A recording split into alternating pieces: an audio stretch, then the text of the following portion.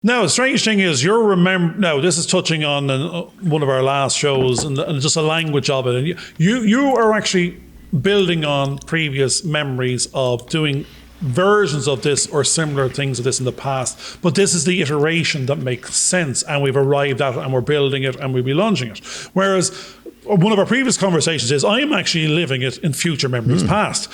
So I've actually relived it a few times as well, but only to the extent that I've imagined it, figured it all out, gone through the stress and the pain and the thing of dealing with everything from sewerage to being sued to bus tires busting on made up buses. It's going through all the customer experience type things that could happen in the future based on a bad bun or sausage on set. So we want like full customer experience of the future to be a good experience, from accommodation to eating and drinking to making friends and influencing people to having a good relationships to learning what it is they're meant to learning, to get a good qualification, to get a good testimonial, to get a job later on and get their IMDb credits, whatever it is. But this is all future memories past, and we're living those and we have to think of this, think of that, package that, write it down. That's what it looks like. That's the question. That's the answer. This is the customer experience, the expectation versus realism versus measure. So it's all lovely language. Because that's what comes out of people's mouths first is, have you thought of this? Have you thought of that? That's not going to work. It's going to go wrong.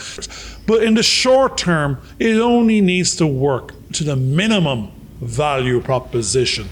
It needs to work for us. It needs to work for our customers, our friends, our relationship suppliers and customer, and our employees. We don't need it to work any more than that, because that's someone with a hunger to grow exponentially, to be an employer of 400 people. And we might just blow up and stress out and get anxiety, and we're now worrying about this empire. Now, we might get there. It might happen. It won't happen unless the same critical path happens. So we're back to the critical path of it needs to work at the minimum value proposition.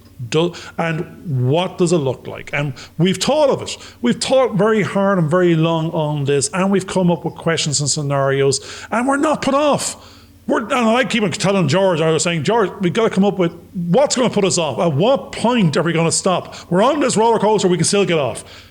Because of the experiences we've had in the past, and we've actually learnt from those processes. So although we're aware of what the negatives are, we're not going in blind like some people kind of rush in and they're blindly, they don't know what all the real problems are. I think because we've had enough experiences to say, well, actually, if this happens, then the way around that problem is to either to do X, Y, and Z, and those will actually navigate us around the obstacle that causes the problems. Hope you enjoyed this video. Please subscribe and click on the bell for notifications.